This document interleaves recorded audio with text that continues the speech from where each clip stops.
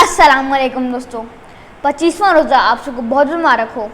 तो माह रमज़ान तेज़ी से अपने इख्तिताम की जानिब गामज़न है और तीसरा अशरा आज आधा गुजर चुका है।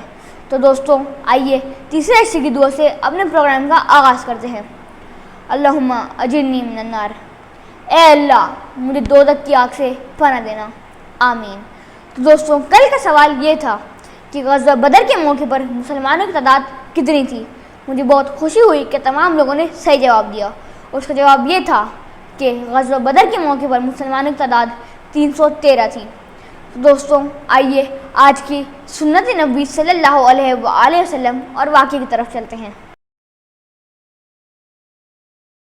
सुन्नत नबी सल्लल्लाहु अलैहि वसल्लम है कि अपना रोज़ा खजूर से खोलें और अगर खजूर वहाँ ना हो तो कोशिश करें कि अपना रोज़ा छुआरे से खोलें।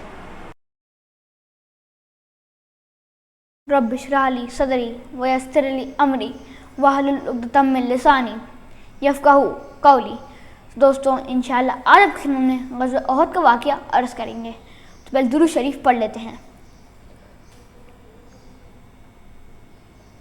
दोस्तों कल आपके सामने ग़ज़वा बदर का पूरा वाक़या अर्ज़ किया था और फिर आपसे ये आखिर में ये भी कहा था कि दूसरा बड़ा मार्का इस्लामी तारीख़ का दूसरा बड़ा मार्का कल आपकी खिदमत में अर्ज़ करेंगे। तो आज हम आपकी खिदमत में ग़ज़वा उहद का वाक़या बयान करेंगे। तो आइए वाक़ये का आगाज़ करते हैं। अब जिस साल जंग बदर का इख्तिताम हुआ, ग़ज़वा बदर का इख्तिताम हुआ, उसके अगले ही साल इस्लामी तारीख़ का दूसरा बड़ा मार्का पेश आया। वो क्या था? वो ये था कि मदीना मुनव्वर के शुमाल में 3 मील दूर एक पहाड़ था जिसका नाम उहद था और उसी के दामन में दूसरा बड़ा मार्का जिसको हम ग़ज़वा उहद के नाम से जानते हैं पेश आया। अब ये मार्का पेश क्यों आया? ग़ज़वा बदर में मुसलमान कुरैश मक्का के सरदार मारे गए थे, बड़े बड़े 70 अफ़राद कत्ल हुए थे ना, उसमें बड़े बड़े सरदार ही मारे गए थे। कुरैश मक्का को इंतकाम लेना था, ये एक हो गया। एक और वजह क्या थी? अरब में कुरैश मक्का की बहुत इज्जत थी, लेकिन ग़ज़वा बदर में शिकस्त के बाद उनकी इज्जत खाक में मिल गई, लिहाजा इंतकाम लेने के लिए उन्होंने जंग का इरादा किया। अब जो कुरैश मक्का थे उन्होंने एक बहुत बड़ा काफ़िला तैयार किया। 3000 लोगों पर मबनी काफ़िला तैयार हुआ और मदीना मुनव्वरा पर हमला करने के लिए रवाना हो गया। आप सल्लल्लाहु अलैहि वसल्लम के चचा हज़रत अब्बास रज़ी अल्लाह ताला अन्हु उस वक्त मक्का मुकर्रमा में थे। तो आप रज़ी अल्लाह ताला अन्हु ने आप सल्लल्लाहु अलैहि वसल्लम को इस बात से आगाह कर दिया और आका नामदार हज़रत मोहम्मद मुस्तफ़ा सल्लल्लाहु अलैहि वसल्लम ने सहाबा कराम रज़ी अल्लाह ताला अन्हु को हालात का जायज़ा लेने के लिए भेजा। तो सहाबा कराम रज़ी अल्लाह ताला अन्हु ने वापसी को बताया कि उनका लश्कर मदीने के करीब पहुँच गया है। तो फिर वजह तख़लीक़ के कायनात यानी आप सल्लल्लाहु अलैहि वसल्लम ने सहाबा कराम रज़ी अल्लाह ताला अन्हु को जमा किया कि अब क्या किया जाए। तो कुछ सहाबा कराम ने राय दी कि हम मदीना में ही किला बंद हो जाते हैं और अगर वो लोग अंदर आएंगे तो हम गली कुचल में से लड़ेंगे और औरतें छतों से उन पर तीर मारेंगी।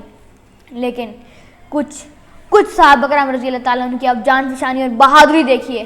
कहने लगे, ए रसूलुल्लाह सल्लल्लाहु अलैहि वसल्लम, हम दुश्मन का मुकाबला मदीने से बाहर जाकर करेंगे। आप सल्लल्लाहु अलैहि वसल्लम ये जज्बा और ये बहादुरी देखकर इतना ज़्यादा अट्रैक्ट हुए कि आप सल्लल्लाहु अलैहि वसल्लम ने इनकी बात मान ली और आप सल्लल्लाहु अलैहि वसल्लम ने लश्कर तैयार किया। अब कुरैश मक्का का जो लश्कर अबू सुफियान की क़यादत में जब तक मुसलमान नहीं हुए थे, उसने 6 शवाल 3 हिजरी को उहद के पहाड़ के दामन में पड़ाव डाला और उसी दिन यानी 6 शवाल को ही आप सल्लल्लाहु अलैहि वसल्लम असर की नमाज के बाद लश्कर को लेकर उहद के मकाम की जानिब रवाना हो गए। लेकिन मुनाफिकों का सरदार अब्दुल्ला बिन उबई गद्दारी करते हुए अपने 300 अफराद को लेकर अलग हो गया। आप सल्लल्लाहु अलैहि वसल्लम ने 1000 का लश्कर तैयार किया था, लेकिन अभी अपने 300 लोगों को लेकर अलग हो गया है। तो मुसलमान की तादाद बची सिर्फ 700 मुसलमान। अब कुरैश मक्का 3000 हैं, मुसलमान 700 हैं। मुसलमान के इतना सामान नहीं है, जबकि कुफारे कुरैश मक्का के पास 200 घोड़े और 3000 ऊँट थे। खैर आप सल्लल्लाहु अलैहि वसल्लम लश्कर को लेकर उहद के मकाम पर पहुँचे तो एक बड़ा मार्का पेश आया। آپ صلی اللہ علیہ وآلہ وسلم نے حضرت عبداللہ رضی اللہ تعالیٰ عنہ کے سربراہی میں 50 تیر اندازوں کو ایسی جگہ کھڑا کیا جہاں سے دشمن کے حملے کا خطرہ تھا۔ اب آپ صلی اللہ علیہ وسلم نے تیر اندازوں کو وہاں کھڑا کیا اور حکم کیا کہ جب تک میں نہ کہوں، چاہے ہمیں جیت ہو یا ہار، آپ لوگ یہاں سے نہیں ہٹیں گے۔ آپ صلی اللہ علیہ وسلم نے ان کو وہاں پہ کھڑا کر دیا۔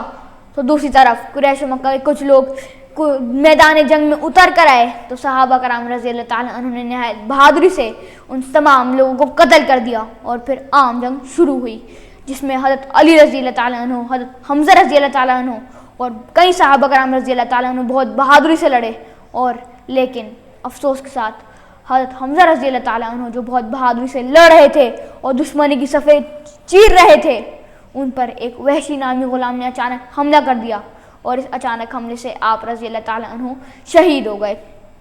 لیکن آپ صلی اللہ علیہ وآلہ وسلم، آقا دو جہاں حضرت محمد مصطفیٰ صلی اللہ علیہ وآلہ وسلم کی حکمت عملی سے مسلمان اس طرح لڑے کہ کفار مکہ کو میدان چھوڑ کے بھاگنا پڑا۔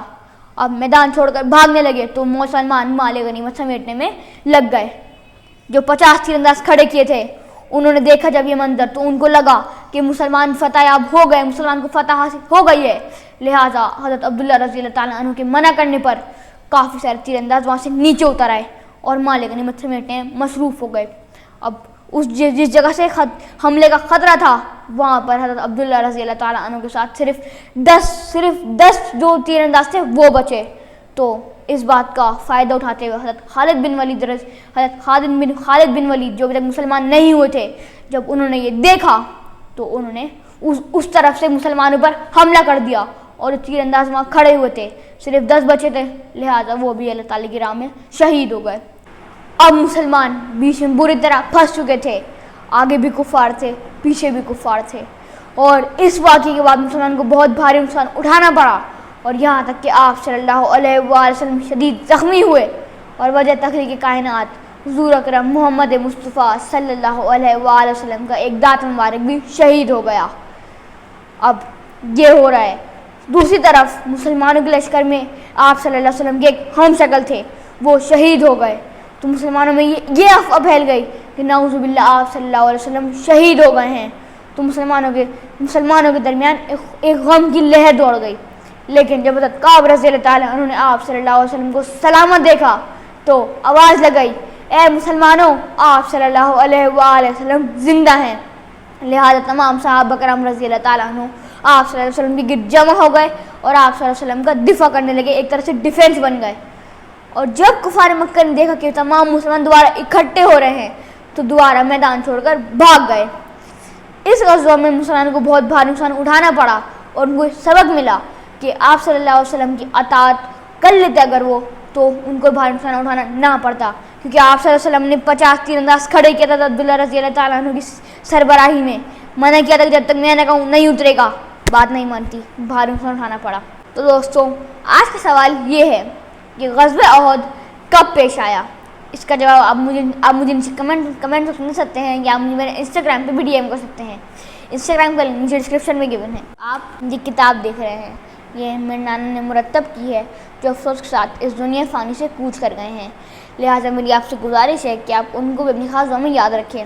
اور اس کتاب میں کافی ساری مخصوص دعائیں اور نماز کا طریقہ بھی ہے، تو اگر آپ کو چاہیے تو آپ مجھے میرے انسٹاگرام پہ DM کر سکتے ہیں، اور میں آپ کو ہدیۃً تحفۃً بھجوا دوں گا۔ انسٹاگرام کے نیچے ڈسکرپشن میں گیون ہے۔